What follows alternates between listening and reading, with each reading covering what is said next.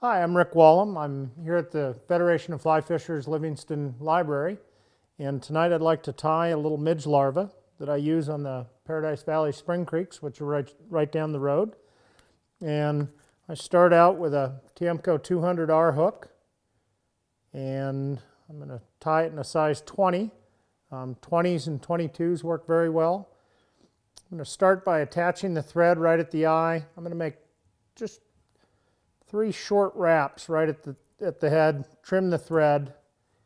Then I'm using a glow-in-the-dark Flashaboo, sort of the natural color. And I'm going to tie that in right at the eye of the hook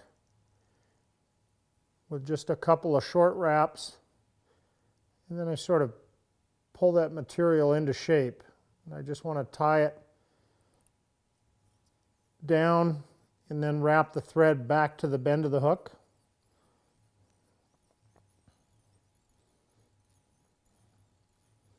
It's a very simple pattern.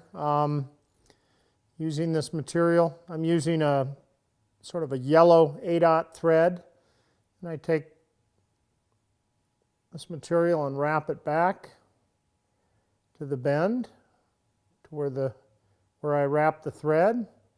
That's going to form the underbody of the fly. The reason I do the underbody is that it gives a little bit of a translucent effect if I don't, and I want to have sort of a solid colored underbody. I trim the Flashaboo off, then I'm taking a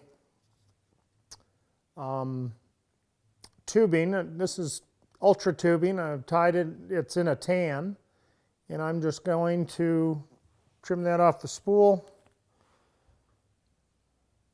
and make somewhat of a beveled cut here.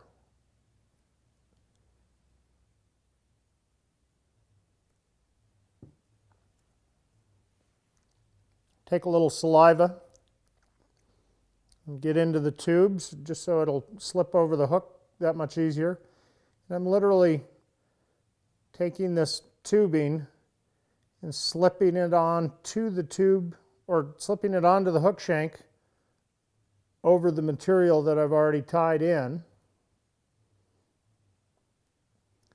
And this makes for a very durable fly as well. Even if the thread happens to break, the tubing will stay in place and still be an effective fly. So I'm pushing that down onto the hook shank. I spin my thread so it'll tighten it up, make it somewhat round. And then I just wrap forward to the eye of the hook, ribbing as I go. And that'll segment the midge larva. And then just take a whip finish tool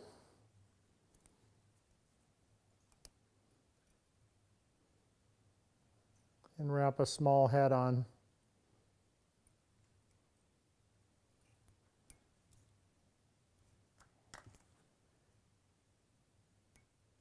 And that's it. And again, you can tie it in a variety of colors.